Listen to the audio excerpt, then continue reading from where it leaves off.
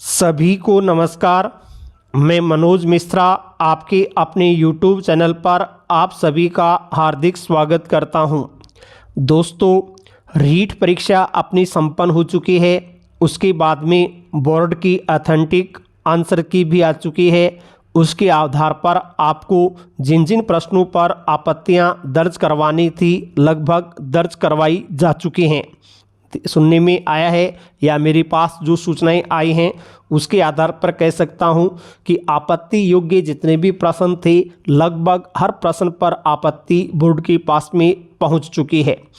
अब अंतिम क्या होगा, अंतिम निर्णय क्या होगा, इसके संबंध में दो तीन प्रश्न कॉमनली मेरे पास में आ रहे हैं।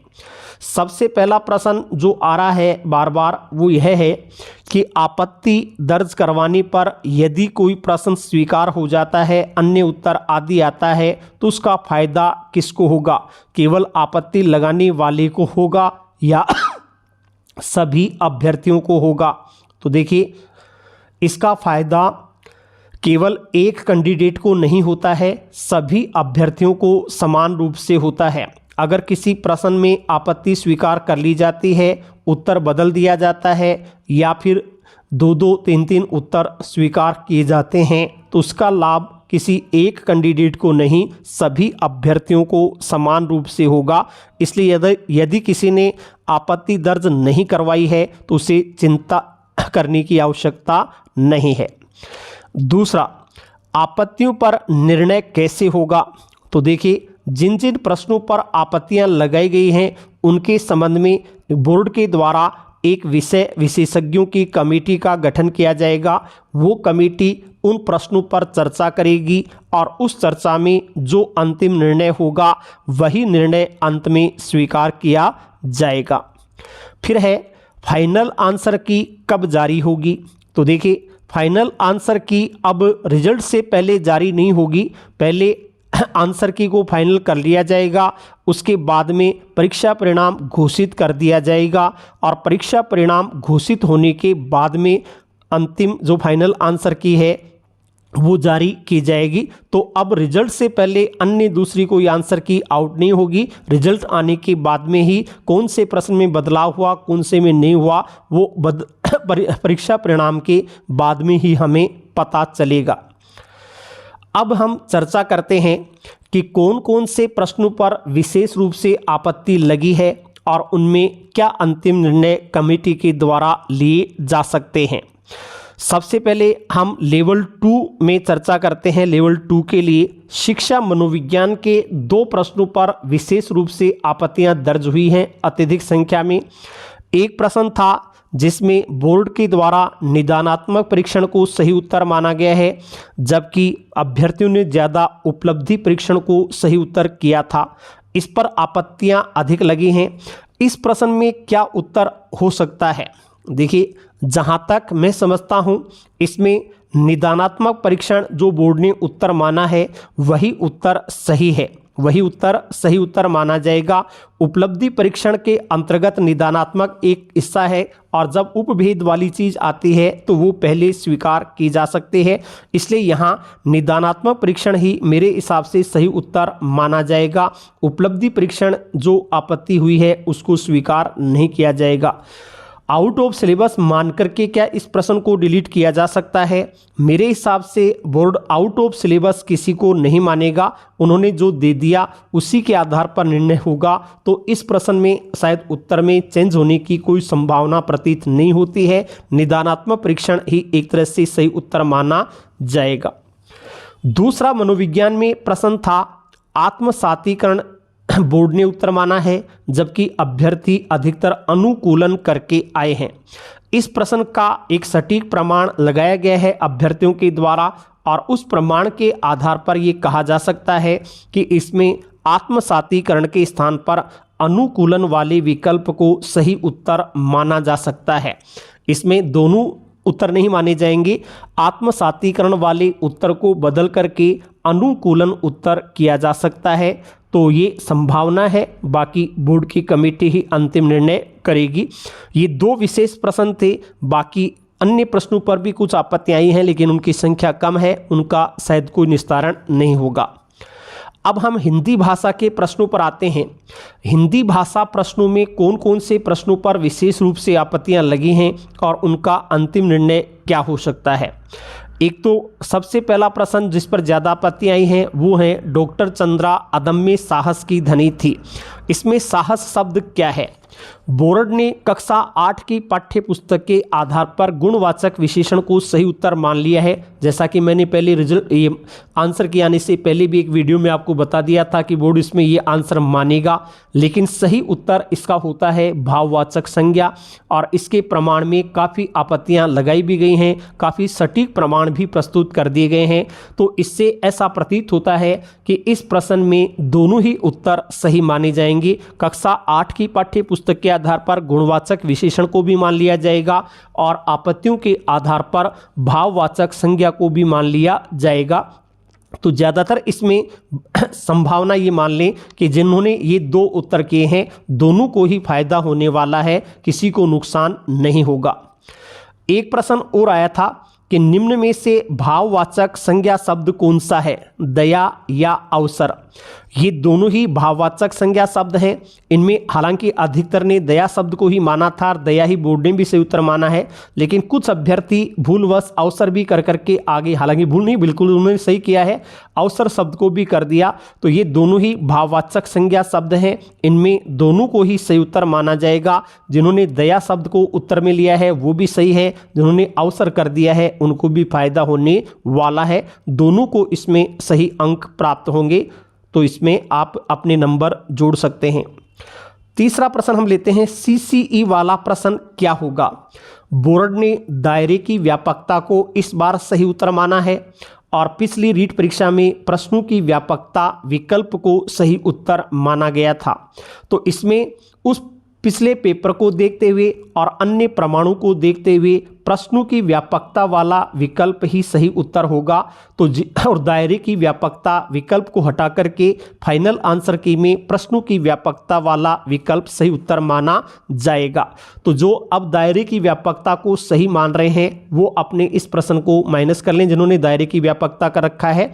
प्रश्नों की व्यापकता ही इसका सही उत्तर होगा, ये चेंज होकर के आएगा, 100% इसकी संभावना है। एक था वाक्य वाला प्रश्न कि इसमें मिश्र वाक्य होगा या संयुक्त वाक्य होगा।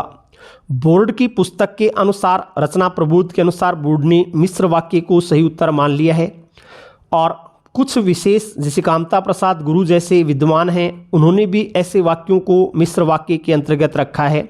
लेकिन वास्तविक लॉजिक हरदेव बाहरी जैसे विद्वानों को हम देखते हैं, उनके प्रमाण भी प्रस्तुत किए गए हैं, उसके आधार पर इसे संयुक्त वाक्य में भी लिया जा सकता है। हालांकि वास्तविकता में यह संयुक्त वाक्य होता है, इसके प्रमाण स्वरूप हमने काफ़ी चर्चा की है।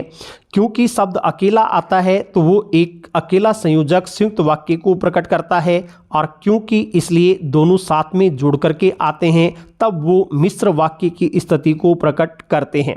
इसलिए यहाँ संयुक्त वाक्य भी होना चाहिए। लेकिन जहाँ तक मैं समझ रहा हूँ इसमें शायद बोर्ड कोई परिवर्तन नहीं करेगा, मिश्र वाक्य ही इसमें वो सही उत्तर रखेगा। क्योंकि अगर अधिक प्रश्नों में परिवर्तन कर दिया जाता है, बहुत ज़्यादा चेंजेज आंसर के में होते हैं, तो उसमें बोर्ड की या परीक्षा कराने वाली एजेंसी की विश्वसनीयता साख में गिरावट आती है। इसलिए ज़्यादा चेंज नहीं किए जाएंगे। कुछ विद्वानों के प्रमाण मानते हुए इसमें शायद बोर्ड मिश्र वाक्य को ही सही उत्तर मान सकता है, संयुक्त वाक्य वाले को सही उत्तर नहीं माना जाए। बाकी निर्णय, अंतिम निर्णय है वो कमेटी करेगी, क्या होगा क्या नहीं होगा। एक प्रश्न आया था, रचना शिक्षण का उद्देश्य नहीं है। इसमें पिछले परीक्षा के प्रश्न के आधार पर आपत्तियां लगाई गई हैं कि पिछली बार भी ये प्रश्न आया था, अब की बार भी आ रहा है, तो चेंज क्यों हो रहा है। लेकिन पिछली बार के प्रश्न में था कि रचना शिक्षण का उद्देश्य क्या है, और उस प्रश्न में 2-3 सही उत्तर आ रहे थे, तो प्रश्न को पिछली बार डिलीट कर दिया गया था, बोनस अंक दिया गया था। इस बार प्रश्न की भाषा बदली गई है, इसलिए विविध भाषाओं का ज्ञान करवाना ये उसका उद्देश्य नहीं होगा। इसमें रचना के अंतर्गत मुख्यतः अपनी भाषा का ही क्रमबद्ध ज्ञान करवाया जाता है। तो इस प्रश्न में भी उत्तर चेंज होने की कोई संभावना प्रतीत नहीं होती है। फिर चलते हैं, जिन्होंने सेकंड भाषा हिंदी ली थी इस लेवल 2 में, उनके दो प्रश्नों पर विशेष रूप से आपत्तियां हैं कि एक तो किंडरगार्टन शब्द का सही अर्थ क्या होता है। इसमें बोर्ड ने निर्वैयक्तिक वाले विकल्प को सही उत्तर माना है, जबकि बच्चों का बगीचा सही उत्तर होना चाहिए। निरंजन कुमार सिंह की पुस्तक के आधार पर आपत्तियां प्रमाण स्वरूप लगाई गई हैं, तो इसमें 100% उत्तर चेंज होगा। बच्चों का बगीचा ही इसमें सही उत्तर माना जाएगा, निर्वैयक्तिक वाले को हटा दिया जाएगा। एक प्रश्न था, पुलिस ने चोर को दंड दिया। संस्कृत भाषा के नियमों के अनुसार यहाँ पर पुलिस कर्ता कारक और चोर कर्म कारक होना चाहिए था, यहाँ सही उत्तर ये होना चाहिए था, लेकिन बोर्ड ने कर्ता और संप्रदान को सही उत्तर माना है। इस प्रश्न में भी परिवर्तन होने की संभावना तो नहीं लगती, लेकिन चर्चा करते हुए ऐसा निर्णय लिया जा सकता है कि दोनों को ही सही उत्तर दे दिया जाए। जिन्होंने कर्ता संप्रदान किया उसको भी सही मान लिया जाए और कर्ता कर्म किया उसको भी सही उत्तर मान लिया जाए, तो इसमें दोनों को ही अंक मिलने की संभावना प्रतीत होती है। बोनस नहीं मिलेगा। जिन्होंने इन दोनों में से कोई सा एक उत्तर किया है उनको फायदा होगा, इनके अलावा किया है तो उनको कोई अंक प्राप्त नहीं होगा। ऐसे ही लेवल फर्स्ट हिंदी में भी कुछ प्रश्नों पर आपत्तियां थी। एक तो यह था कि प्रोजेक्टर किस प्रकार की सामग्री है, दृश्य सामग्री, श्रव्य सामग्री या श्रव्य दृश्य सामग्री। इसमें बोर्ड ने श्रव्य दृश्य सामग्री को सही उत्तर माना है, जबकि दृश्य सामग्री भी ये हो सकती है। ये क्यों और कैसे हुआ? देखिए, निरंजन कुमार सिंह की जो पाठ्य पुस्तक है या शिक्षण विधियों की पुस्तक है उसमें प्रोजेक्टर को श्रव्य दृश्य सामग्री में ही दर्शाया गया है और उसके आधार पर बोर्ड ने शायद ये उत्तर मान लिया है।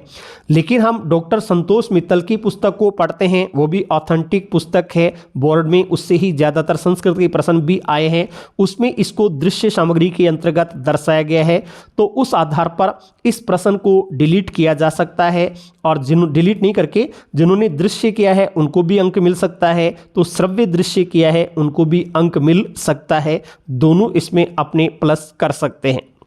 एक प्रश्न था अनुकरण विधि और जेका-टोट विधि के संबंध में, इसमें अनुकरण विधि सही होगा या जेका-टोट विधि वाला सही होगा। देखिए, ये दोनों विधियां मिलती जुलती से हैं, लेकिन प्रश्न की जो भाषा शैली दी गई उसको निरंजन कुमार सिंह की पुस्तक के आधार पर शायद दिया गया था और निरंजन कुमार सिंह की पुस्तक में वो अनुकरण विधि के अंतर्गत दिया गया है।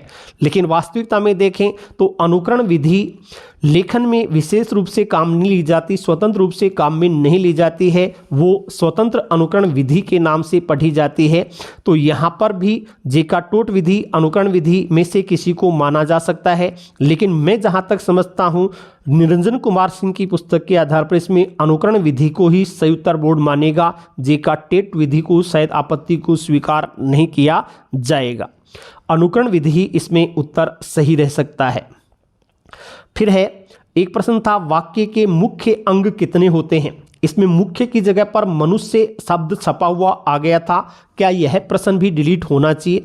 हालांकि ये बहुत ही सरल प्रकृति का प्रश्न था, लगभग जो एसटीसी या रीट इस तरह की परीक्षा दे रहा है उससे हम ये अपेक्षा करते हैं कि वो मनुष्य की जगह पर मुख्य शब्द अपने आप शायद पढ़ लेगा, उससे ये आशा की जा सकती है।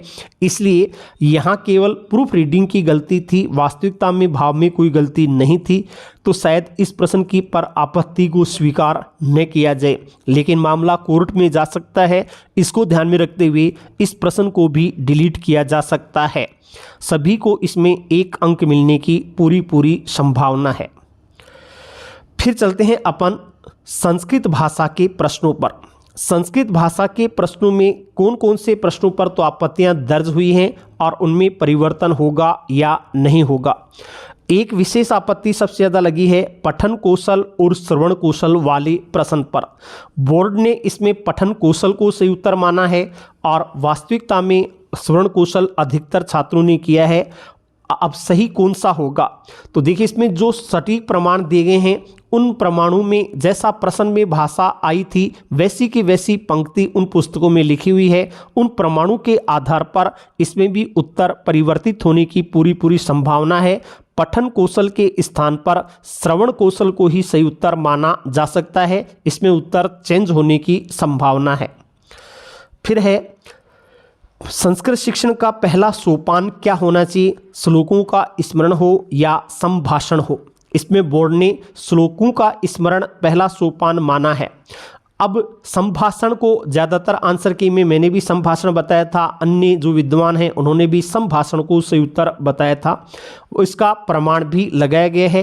वास्तव में संभाषण उत्तर होना चाहिए, लेकिन कुछ परिस्थितियां हम ऐसी भी देखते हैं जिनमें अगर हमें भाषा बोलनी आती है या नहीं आती, लेकिन एक छोटे बच्चे को भी श्लोक स्मरण करवाया जाता है तो बच्चा बिना भाषा सीखे भी, भाषा के बोले बिना भी श्लोकों का स्मरण कर सकता है, तो वो भी प्रथम सोपान के रूप में मान सकते हैं। लेकिन इसमें भी ऐसा संभावना है, ऐसी पूरी संभावना है कि दोनों ही उत्तर सही माने जा सकते हैं। श्लोकों का स्मरण किया उसको भी अंक दिया जा सकता है, संभाषण किया उसको भी अंक दिया जा सकता है।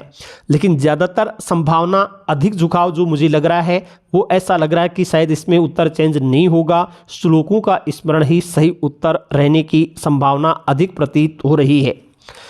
एक प्रश्न था, रूपक अलंकार होगा या उपमा अलंकार होगा। इसमें भी आपत्तियां तो लगी हैं, लेकिन प्रश्न में रूपक अलंकार ही सही उत्तर बैठ रहा है, इसमें रूपक अलंकार ही रहेगा। इस प्रश्न के उत्तर में शायद कोई चेंज नहीं होगा। एक था, समादरो शब्द में संधि पूछी गई थी, इसका संधि विच्छेद क्या होगा। कुछ लोगों ने आपत्ति लगाई कि सम प्लस आदरह में संधि होती ही नहीं है, इसमें संयोग होता है, लेकिन इसका संयोग में भी हम विच्छेद तो कर ही सकते हैं, और उसमें समादरो का विच्छेद ही पूछा गया था, संधि आदि का नाम नहीं पूछा गया, तो इस प्रश्न में भी कोई परिवर्तन नहीं होगा, इसमें जैसा है वैसा का वैसा ही रहेगा, ऐसा पूर्ण विश्वास है। एक प्रश्न था कि पंक्ति में अभ्यास का सिद्धांत होगा या मुख्य कार्य का सिद्धांत होगा। इस प्रश्न में भी ज़्यादा सटीक प्रूफ नहीं दिए जा सके हैं, प्रूफों के अभाव में इसमें अभ्यास का सिद्धांत जो सही उत्तर माना गया था वही सही उत्तर रहेगा, मुख्य कार्य के सिद्धांत को शायद नहीं माना जाएगा, तो इसमें बोर्ड का अपना उत्तर ही सही बैठेगा। फिर आगे चलते हैं, चूहा किस एसएसटी सामाजिक विज्ञान के जो प्रश्न हैं उनमें क्या होगा। चूहा वाला प्रश्न था, उसमें बोर्ड ने प्राथमिक उपभोक्ता माना है, जबकि सेवंत की पुस्तक के आधार पर द्वितीयक उपभोक्ता होना चाहिए। इसमें ज़्यादातर संभावना है कि ये दोनों ही उत्तर सही माने जा सकते हैं। यहाँ प्राथमिक जिन्होंने किया है उनका उत्तर भी सही मान्य होगा, तो द्वितीयक किया है उनका भी उत्तर सही मान्य होगा, दोनों अपने प्रश्न में प्लस कर सकते हैं।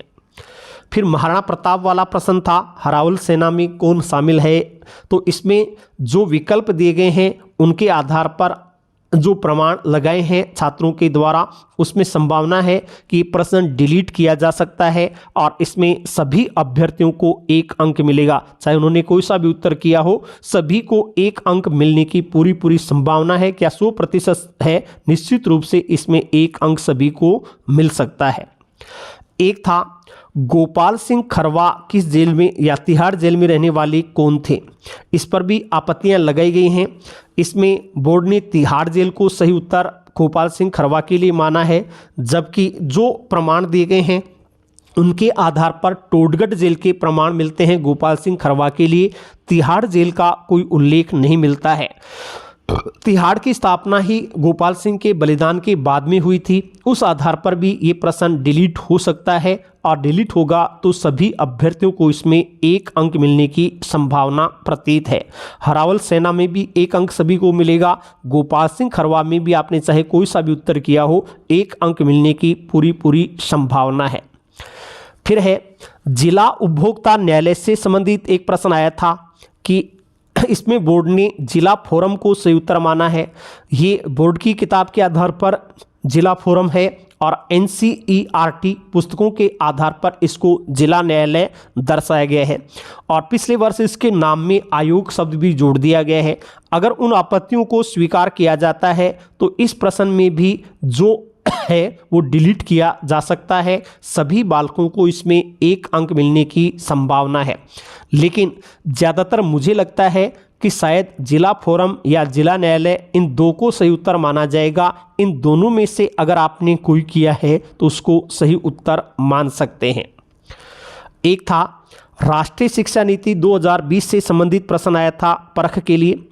कुछ लोगों ने आउट ऑफ सिलेबस के लिए इस पर आपत्ति लगाई है, लेकिन मैं जहाँ तक समझता हूँ ये जो राष्ट्रीय शिक्षा नीति है वो मुख्य रूप से आरटीई का ही एक अंग माना जा सकता है, तो उस आधार पर ये प्रश्न डिलीट नहीं होगा। इसमें जैसा है वैसा का वैसा रहने की संभावना है। कुछ लोगों ने जंस्कर जास्कर नदी के ऊपर भी आपत्ति लगाई है कि इसमें नाम गलत छप करके आ गया, इसमें बोनस दिया जाना चाहिए। तो मैं समझता हूं कि ऐसी छोटी मोटी मिस्टेक को अब नेगलेक्ट किया जाता है। आरपीएससी में भी ऐसा नियम है कि कोई छोटी मात्राओं की अशुद्धि है, उस पर आपत्ति आती है तो उसे स्वीकार नहीं किया जाए, तो इसको भी स्वीकार नहीं किया जाएगा। जंस्कर जास्कर एक सी ही बात है, कोई अन्य तथ्यात्मक गलती इसमें नहीं है, इसलिए इसमें भी कोई उत्तर परिवर्तन नहीं होगा। तो ये लेवल 2 लेवल फर्स्ट के कुछ विशेष प्रश्नों पर जो आपत्तियां दर्ज हुई उनके ऊपर अपन ने चर्चा की है। क्या हो सकता है, ये तो बोर्ड का अंतिम निर्णय ही होगा। बोर्ड की कमेटी जो निर्णय लेगी वही मान्य होगा, लेकिन परिवर्तन होते हैं तो सभी को फायदा होगा, नहीं होते हैं तो जो फायदा नुकसान है वो सभी अभ्यर्थियों को होगा, जिसने आपत्ति दर्ज करवाई उसको नहीं।